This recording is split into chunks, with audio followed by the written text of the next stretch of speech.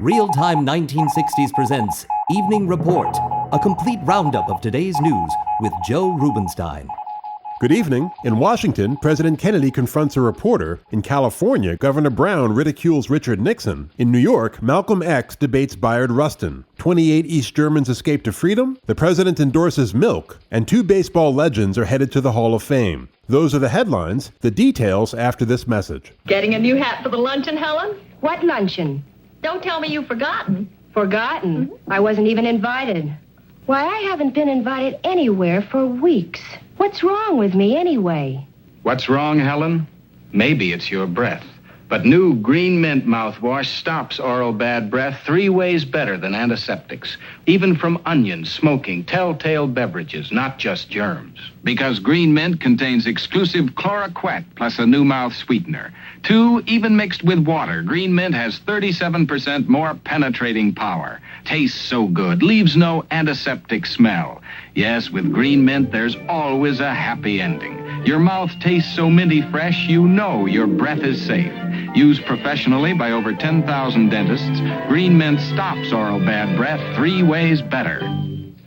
28 East Germans fled to freedom in West Berlin this morning just before dawn. The group was the largest to escape East Berlin since the communists closed the border in August. Among the refugees was a 71-year-old woman who had previously suffered 2 strokes and was paralyzed. She was carried across the border by other members of the group. The refugees escaped through holes in a barbed wire entanglement without attracting the attention of East German border guards. The government of West Berlin ordered a news blackout on the details of their flight, so the route they took may remain open to others. At his press conference today, President Kennedy defended 2 State Department employees against a reporter's charge that they were quote-unquote security risks. The accusation was made by Sarah McClendon, a veteran journalist representing 14 Texas and New England newspapers. Sir, 2 well-known security risks have recently been put on a task force in the State Department to help reorganize the Office of Security. Well, now who? William Arthur Weiland, a well-known man who for over a year the State Department... The thing there, Miss McClendon, I think that... would you give me the other name? Yes, sir. J. Clayton Miller. Right. Well, now, I think the term you've used to describe them is a very strong term, which I would think that you should be prepared to substantiate. I'm familiar with Mr. Miller's record because I happened to look at it the other day. He has been cleared by the State Department. In my opinion, the duties which he's now carrying out, he's fit for. And I have done that after Mr. Rusk and I both looked at the matter, so therefore I cannot accept your description of him. Did you both look at Mr. William Arthur Weiland, too? I'm familiar with Mr. Weiland. I'm also familiar with his duties at the present time. And in my opinion, Mr. Miller and Mr. Weiland, the duties that they've been assigned to, they can carry out without detriment to the interests of the United States, and I hope without detriment to their characters by your question. Mr. Weiland has previously been accused without evidence of having assisted the overthrow of the Batista government in Cuba. No report of any attack on Mr. Miller's security status could be found. A State Department lawyer later said that Mrs. McClendon's charge was, quote, defamatory on its face, unquote, and that she could be subject to a lawsuit by the 2 men. Minister Malcolm X, 36-year-old national spokesman for the Nation of Islam, debated 49-year-old civil rights activist Bayard Rustin last night before a packed audience at New York's Community Church, a liberal East Side congregation. The debate, moderated by Reverend Donald S. Harrington, was called Separation or Integration. Mr. X, arguing for the former, characterized Negro supporters of President Kennedy as pawns and dupes. And when I say Kennedy, I mean John F. Kennedy. The man who promised all the American so-called Negroes who vote what he was going to do for them when he got in office, and has yet to do the first thing that he promised, but has paid off the Negro leadership so that they are silent and say nothing about the promises that he originally made to get Negroes to vote for him. He accused the United States of hypocrisy on racial matters. South Africa doesn't preach freedom, or Russia doesn't call itself the leader of the free world. It's America that looks upon herself as the leader of the free world while she has 20 million black people here who aren't even citizens. And after stripping us of our roots and destroying us as a people, making us become dead as a people, mentally and otherwise, then you point the finger of scorn at us and tell the world that we're not ready for freedom. Mr. Rustin, a longtime ally of Dr. Martin Luther King, advocated a cooperative effort between Negroes and well-meaning whites such as James Peck, the freedom rider who was brutally beaten by a mob last May in Alabama. The Muslim movement basically fails to see the real problem. The problem can never be stated in terms of black and white. I am here to tell you, in a showdown, I will stand with Jim Peck sooner than I will stand with many Negroes I know. And any movement which begins by blocking out the active cooperation of the best minds, many of which are white as well as black, as to the nature of the new society we need to have here, is unrealistic and fighting a losing battle. In his closing argument, Mr. X made ironic reference to a recent speech by former President Eisenhower that had warned of nuclear annihilation. He referred to this crisis that America is facing as Armageddon because of the nuclear-tipped missiles that are poised all over the earth. If this destruction is ever turned loose on America, the Negro has no fallout shelters, and white people who have them, you won't even let Negroes in white neighborhoods during peacetime. How will he get in your fallout shelter during wartime? You haven't yet desegregated New Rochelle. How are you going to let Negroes, when you're under attack, into a space that you yourself hardly have room in? Why, you're crazy if you think we even think that you will. So we're not relying on fallout shelter. As I said earlier, we're relying on God. Because of the immorality and indecency and corruption that exists in all levels of American society, God has doomed America for destruction. Mr. Rustin closed by challenging the Nation of Islam to come up with a more constructive approach to the race problem. The black Muslims have put forth no concrete program except speaking on 125th Street.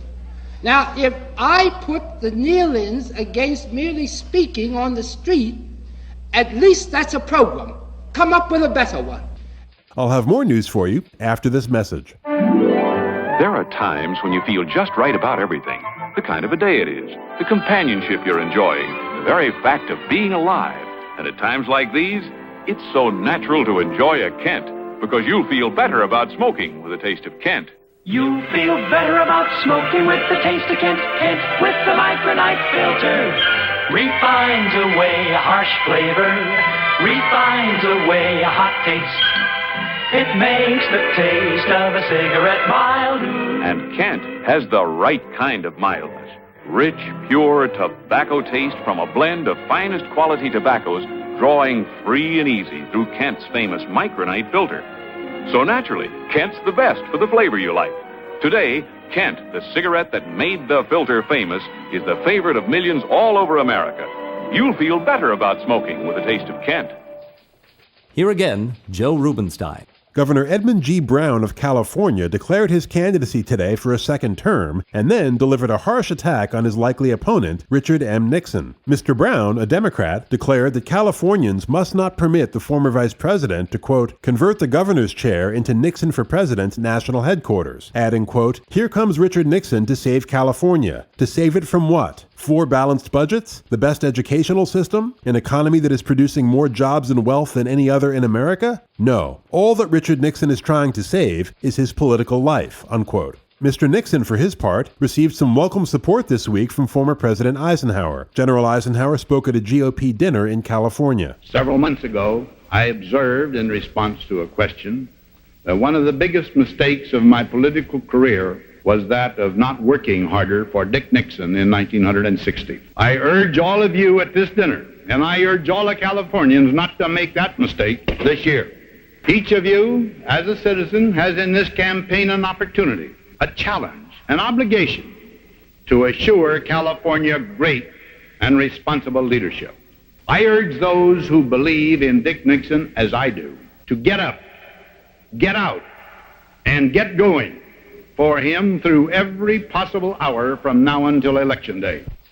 President Kennedy put his campaigning skills to use this week in the service of milk. Mr. Kennedy's support for the beverage reflects serious concern about a precipitous drop in milk consumption last year. In the auditorium of the Department of Agriculture yesterday, the president declared that milk is not only safe and delicious, but conducive to good health. I'm aware that there has been a good deal of public discussion about the effect of radioactive fallout upon our food supply.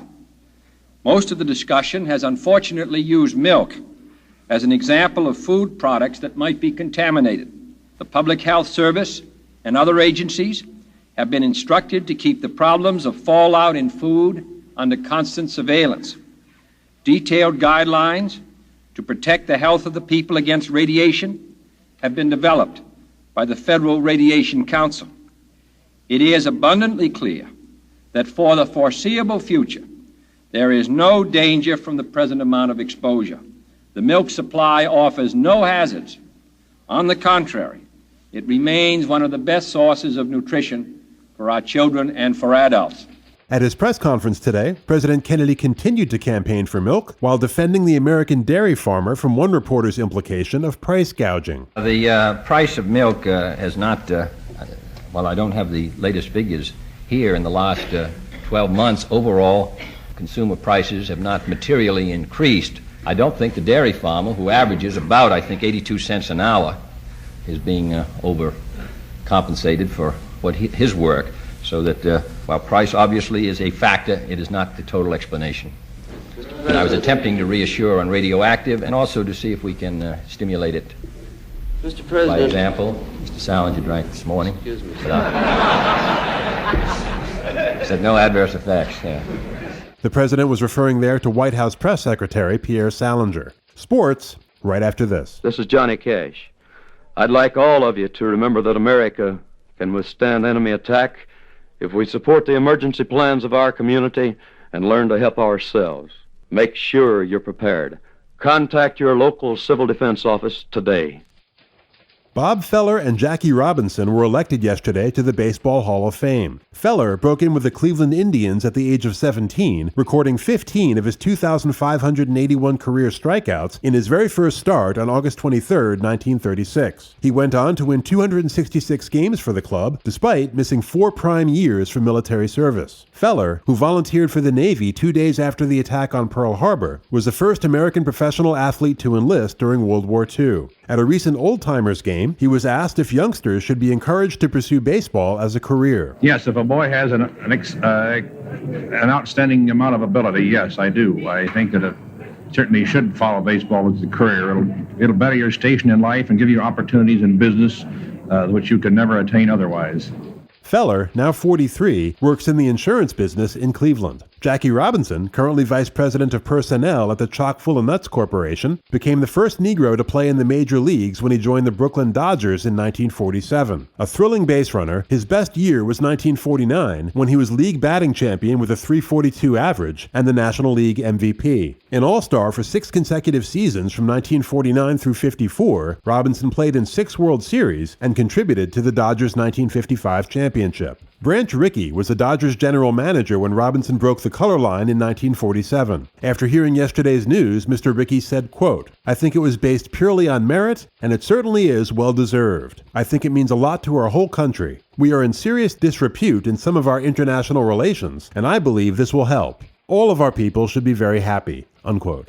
And that, for this evening, completes our look at the latest news on this Wednesday, January 24th, 1962. Thank you for joining us, and have a great day tomorrow. This has been your Evening Report, a roundup of the latest news with Joe Rubenstein.